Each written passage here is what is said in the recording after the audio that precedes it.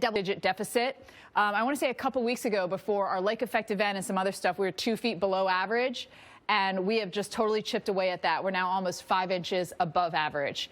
So here's the next system. Again, low pressure starting from the south going north. The GFS has a lot less because there's 2 separate surface lows, Kelly, and in the upper levels, our low in the upper levels is not as well defined as the Euro, and that's why it's showing less snow here. Yeah, so be prepared, be flexible to change those weekend travel plans yet again as we follow yet another storm moving across the Midwest into the southeast as well. So there it is on the northern fringes, the blue indicating that snow. We start with rain in a place like Atlanta, but do we end with snow, and how much snow on the backside? The Carolinas, Greenville, Charlotte still digging out from their snow and ice of the past couple of days.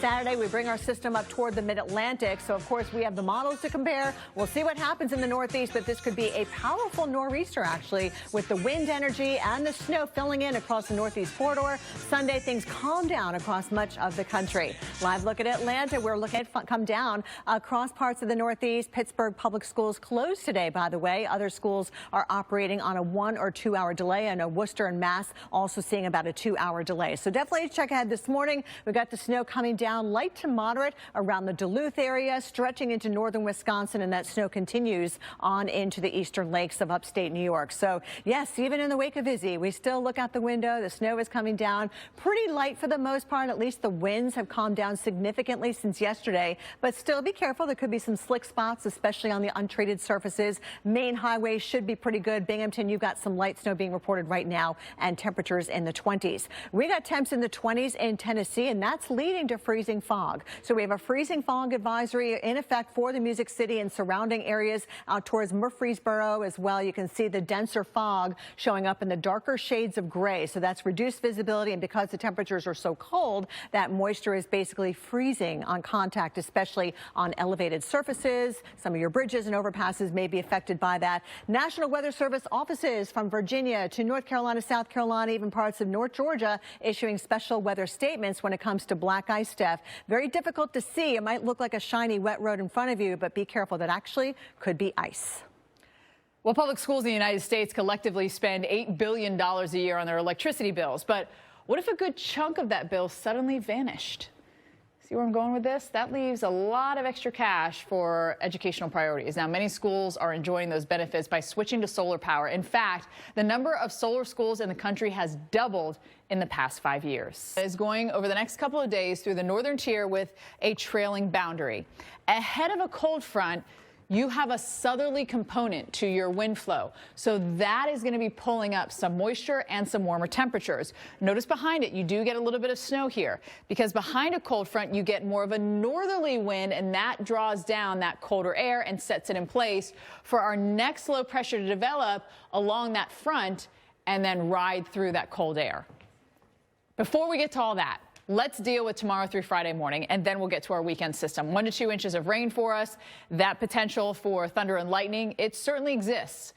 Doesn't look like a big tornadic outbreak, but you will have potentially some strong winds with this and some very heavy downpours as well. Develops into the afternoon hours. These little cells right here, those will definitely knock your socks off. And also watch if we get some bowing going on the radar as well. This line right here coming through Birmingham, that could certainly cause potentially some damaging winds. So you have to keep all this in mind. What is the timing with our system? This is going to be a Wednesday into a Thursday event for us here in the south.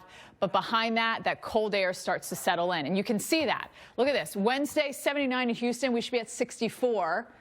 And then temperatures dropping 40s into the 30s. So we go from essentially 80 to 46. Are you kidding me? That's going to hurt. We need the rain. We're over an inch below average. Look at Atlanta, 60 degrees. Our average is 54. Remember, this is a Wednesday into really Thursday event for us in Atlanta. Front goes through, then we'll see those temperatures drop, and we'll see more of a northerly component, and that's going to bring in that colder air. Jordan. 60. I was thinking there's no Disney villain or any villain that's like a heat villain. Like there's cold villains, right? Jen? Well, I found one. Onto something. Lilo and Stitch, there's like some kind of experiment, some genetic experiment where this villain could like shoot heat lasers out of his head. I do remember that. But no one really talks about that. No.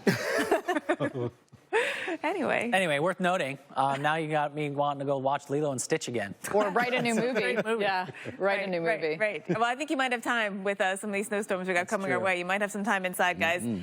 Thank you so much for good show. We've got a lot going on. Take you through what we know today about what's coming our way. We've got a series of storm systems that we have to break down all the details. Welcome back to America's Morning Headquarters, helping you plan for the week ahead. Indeed, indeed. Lots to follow for us, no doubt. The pattern is really setting up for things to remain quite unsettled, particularly in parts of the east with the cold and, again, a series of storm systems that will be following. Yes. All right. Snapshot.